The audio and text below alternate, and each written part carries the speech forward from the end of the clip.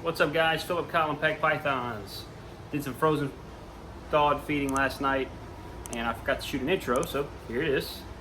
We're going to double check everybody and make sure that they actually ate their food, because for some reason, some of them will pretend to eat and then just leave it there to rot, you know.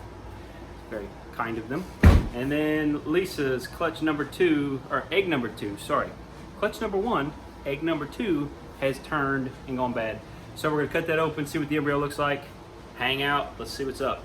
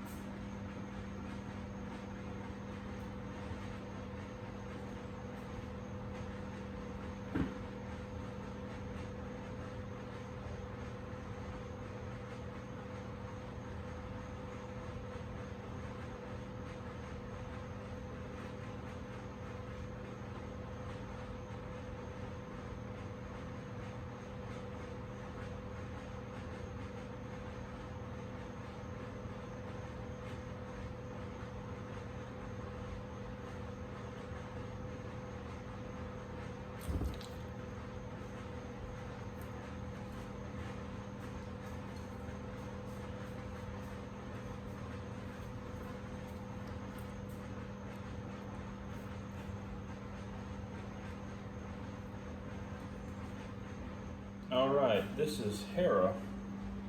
This is mommy who just laid clutch number 5. And we're about to find out how quickly she's gonna go back on food. She hasn't eaten in quite a while due to maternal instincts and everything.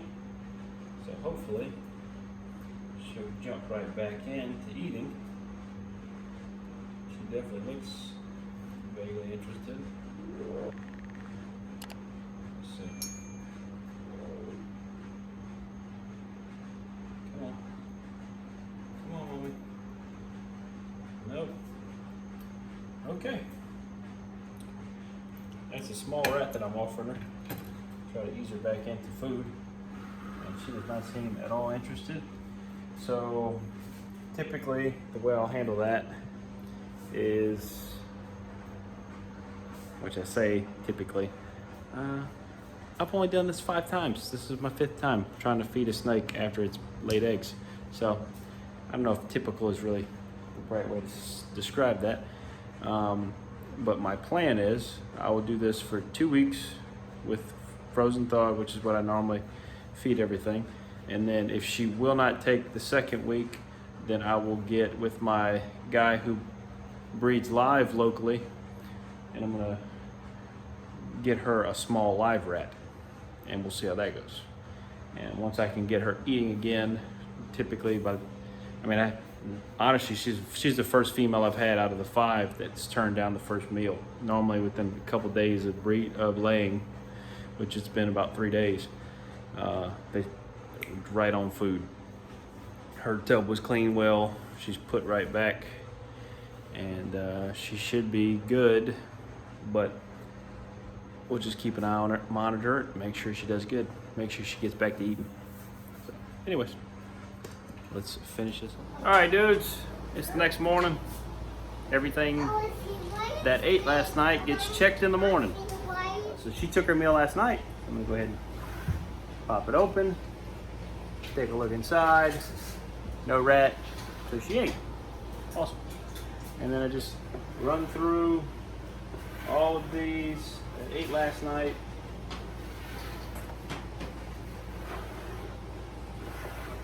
And if you notice any of the water bowls are dirty, like that one for instance, it's not dirty. If you look in there, that is just a pile of cocoa husk. Some of these snakes, it's like they do it on purpose. I don't know what. I try to put thinner cocoa and they still do it, but I don't like to clean out the waters the day of feeding. I don't like doing anything in the cages the day of feeding. Unless I see something they definitely needs attention, obviously. But if I can avoid it, I will just leave them be, so that way hopefully they're just sitting there waiting for a prey item to come by. And I've had a lot of success with feeding, doing it that way. So that's what I'm gonna keep doing. But today's the day after, that we go through, check all the cages, make sure they actually ate, and then we're going to go through in a little while and change all their waters out, make sure everybody's clean, and make any notes that we need to. And then also the see, like, she's got a little bit of stuck shed on her head. I'm gonna pull her out later and soak her and help her out with that, and then maybe try to get the humidity up in her cage a bit, because it looks like it could use a little extra spritz. And then also another one of Lisa's eggs has turned, so we're gonna go ahead and cut that here in a minute and see what a snake looks like that's developed for a couple more weeks. The first egg we cut like that had only developed about 2 weeks. This one developed about a month.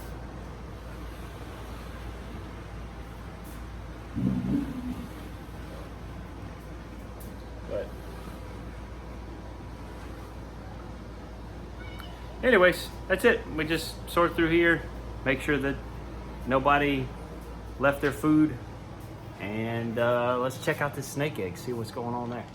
Let's take it out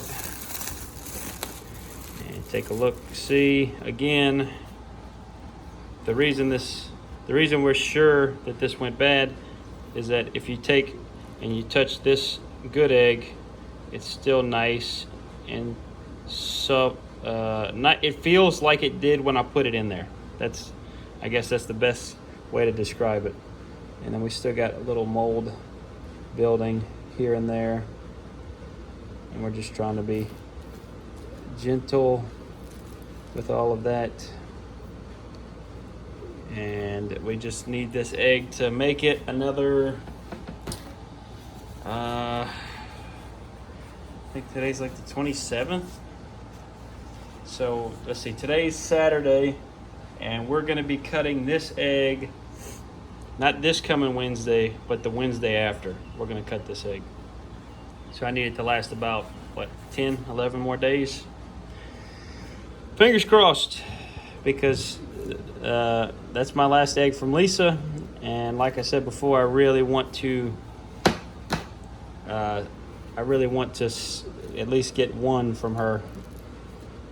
That would be awesome. It would make me feel a whole lot better about everything. But anyways, so this one's still good. Still looks great. A little bit of mold, but that's not a big deal. As long as the egg still feels right and looks right and is viable. So I'm gonna go put this back in the incubator real quick, and then we're gonna take care of cutting this and see what happens. Okay, so this egg developed a few weeks longer than the last egg, which makes me think that this embryo should be more developed. Could be significantly more, could be slightly more. It's kind of hard to say. Let me adjust this camera angle. There we go. That's better. All right. Let's go ahead and get rid of some of this mess here.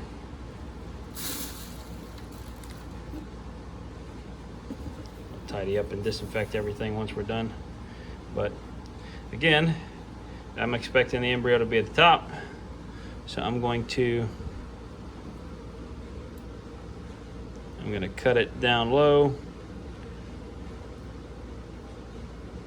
and see what we find. Again, looks like cheese, very similar to the last one. And the embryo should be somewhere up here. Oh, there it is. Interesting. Oh, goodness. It's all very springy. Oh, well, okay. Oh, it smells bad. So I expected this to be more developed. And actually it looks, I guess it looks bigger. Not by a lot. Yeah, okay, yeah. I'm kind of keep going back and forth about how this looks to me. It's definitely larger than that last embryo, about twice the size. But as far as being physically developed, it looks effectively the same. Maybe, let's see. The head and the mouth look the same. The eye looks the same.